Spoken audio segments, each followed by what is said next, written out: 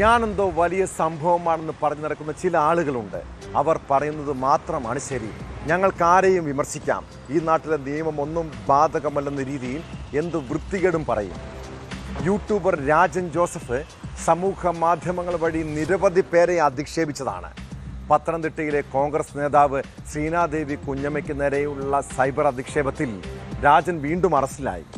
കഴിഞ്ഞയാഴ്ച ഇതേ കേസിൽ പിടിയിലായി ജാമ്യത്തിലിറങ്ങിയതിന് തൊട്ടു പിന്നാലെ വ്യവസ്ഥകൾ ലംഘിച്ച് വീണ്ടും അപകീർത്തി വീഡിയോകൾ പോസ്റ്റ് ചെയ്തതിനെ തുടർന്നാണ് പോലീസിന്റെ നടപടി.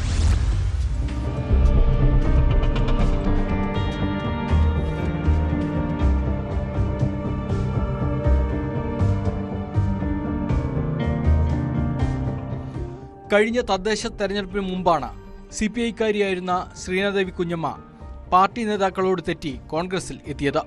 അന്നു മുതൽ ശ്രീനാദേവിയെ പലതരത്തിൽ അധിക്ഷേപിക്കുന്ന നിലപാടായിരുന്നു രാജൻ ജോസഫിന്റെ വീഡിയോകളിൽ ഉണ്ടായിരുന്നത്. പലപ്പോഴും സഭ്യതയുടെ അതിരുകൾ കടന്നുപോയിട്ടുണ്ട് രാജന്റെ വാക്കുകൾ. സമൂഹ മാധ്യമങ്ങളിലൂടെയുള്ള അധിക്ഷേപം പരിധിവിട്ടപ്പോഴാണ് പരാതി നൽകിയത്. അങ്ങനെ കഴിഞ്ഞയാഴ്ച രാജനെ അടൂർ പോലീസ് എറണാകുളത്ത് നിന്ന് അറസ്റ്റ് ചെയ്തു. ഈ കേസിൽ ജാമ്യത്തിൽ പുറത്തിറങ്ങിയതിന് പിന്നാലെയാണ് വീണ്ടും അറസ്റ്റുണ്ടായത്. ജാമ്യത്തിലിറങ്ങിയ ശേഷവും തന്നെ അപകീർത്തിപ്പെടുത്തുന്നു എന്ന് കാട്ടി ശ്രീനാദേവി കുഞ്ഞമ്മ വീണ്ടും പരാതി നൽകുകയായിരുന്നു. ശ്രീനാദേവി കുഞ്ഞമ്മയ്ക്കെതിരായ പരാമർശങ്ങൾ പാടില്ലെന്നായിരുന്നു ആദ്യ അറസ്റ്റിൽ ജാമ്യം നൽകുമ്പോഴുള്ള ഒരു വ്യവസ്ഥ.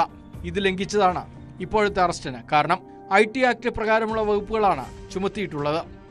കഴിഞ്ഞ സെപ്റ്റംബറിൽ 26ഓളം വീഡിയോകളാണ് രാജൻ ജോസഫ് ശ്രീനാദേവിക്കെതിരെ സാമൂഹിക മാധ്യമങ്ങളിൽ പ്രചരിപ്പിച്ചത്. അന്ന് പരാതി നൽകിയെങ്കിലും നടപടി ഉണ്ടായില്ല.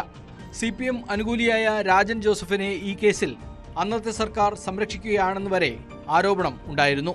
അധികാരം മാറി UDF വന്ന ശേഷം ശ്രീനാദേവി കുഞ്ഞമ്മ വീണ്ടും പരാതി നൽകിയപ്പോഴാണ് അറസ്റ്റുണ്ടായത്.